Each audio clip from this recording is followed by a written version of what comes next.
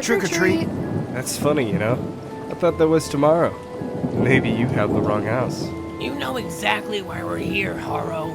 It's raining. Let us in. Alright, relax. Is your mom, really out tonight? Like, out of town? I told you. She's gone for the whole weekend. Don't worry about it. What about you? Aren't you and Cat Thing supposed to be babysitting or something? We left Goose at a friend's house. He'll be fine. Hopefully we won't be grounded for that. Alright, ground rules. Don't get the furniture wet. There's snacks in the kitchen. And try not to leave any evidence for my mom that I had people over. Yeah, gotcha. You really don't have to have us over if it'll get you in any trouble, Red. Well, if you don't make it obvious you were here, then nobody's gonna get in trouble. I actually want to do something for Halloween the one time she's away, and unfortunately, I don't really have any other friends to hang out with. Look, it's cute that you see us as friends, but I don't feel the same way about you. Particularly— Hey! Whoops. What is wrong with you? I made this by hand myself. Gonna have to hand wash this. Don't start anything without me. We're totally gonna start without him, right? Oh, yeah.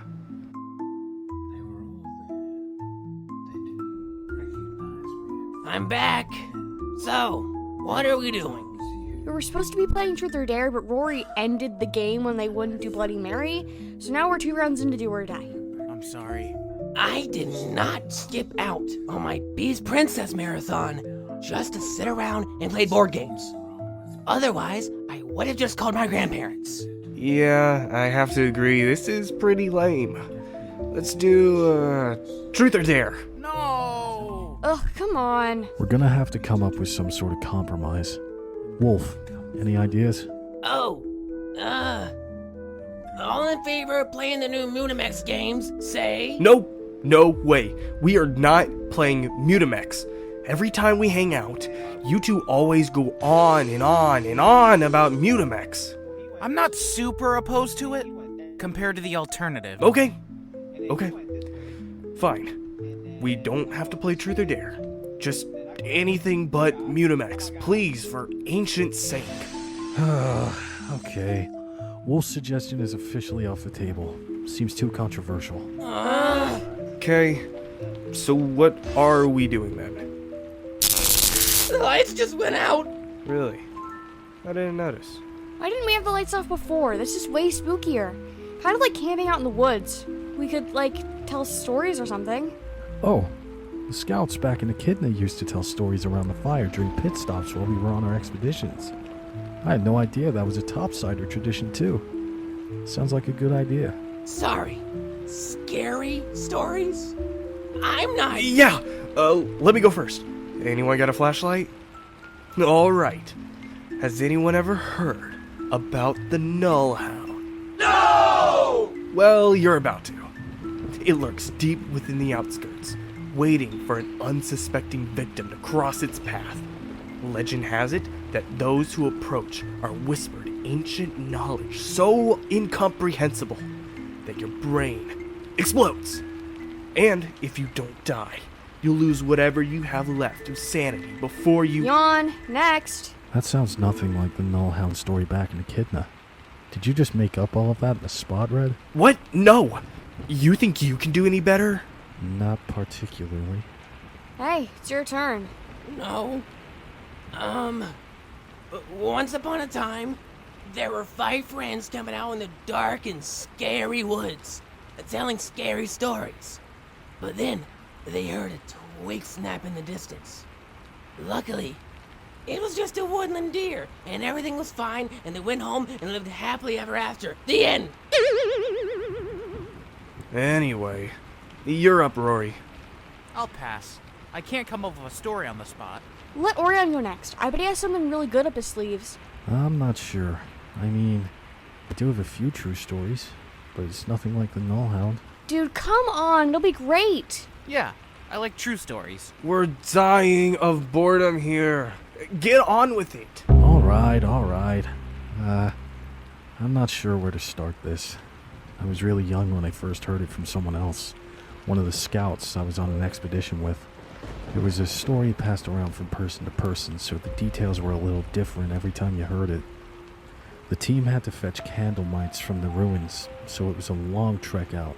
They had no means of communication when they split up, so the scout had no idea what had happened until it was too late. While navigating down the slopes towards the abyssal ocean, that was when the scout saw it. A body, clad in echidnite armor, missing its head, smoldering metal covered in black ichor. It was clear what had happened. Something from the searing abyssal ocean had killed them. Horrified, the scout fled in a panic, or at least they tried. The slope was so steep and wet they couldn't even scramble halfway back up, so they stopped when someone shouted from behind them, a cry for help. It was coming from the ocean. It sounded so human, and the scout was a fool. Carefully, or so they thought, they returned to the foot of the abyss and looked into it. Something was moving just beneath the surface.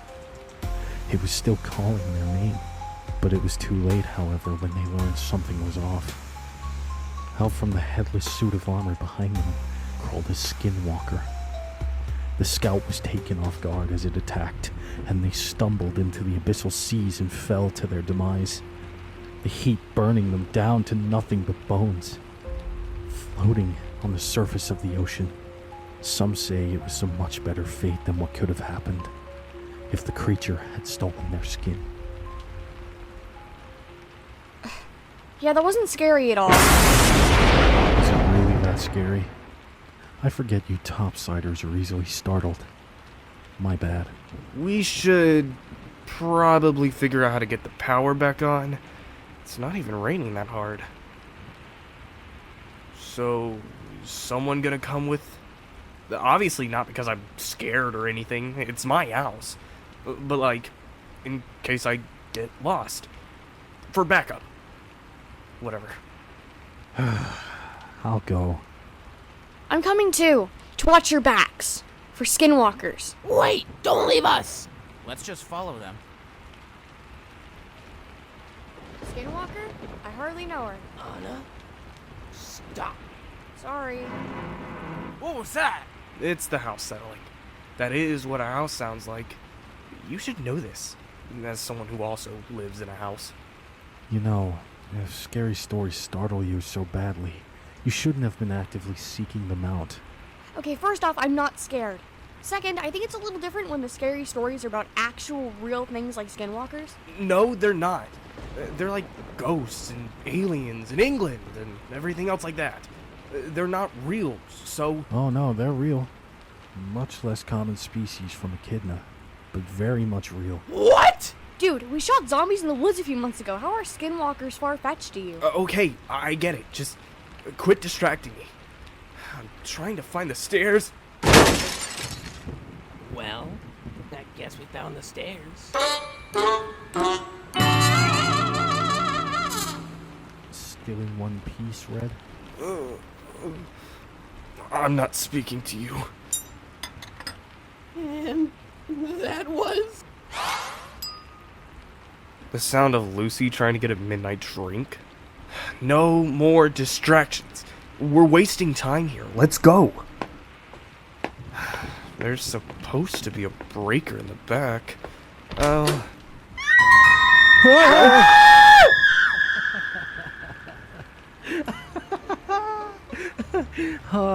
That was so good. Did you see their faces? Did you get it? Every bit of it. Good.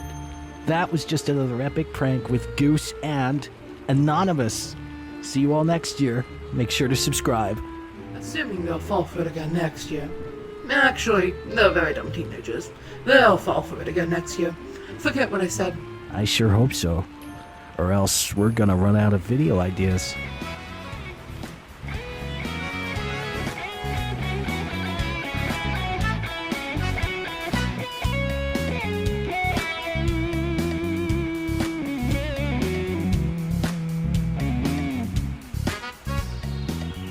It's close to midnight, and something's evil lurking in the dark.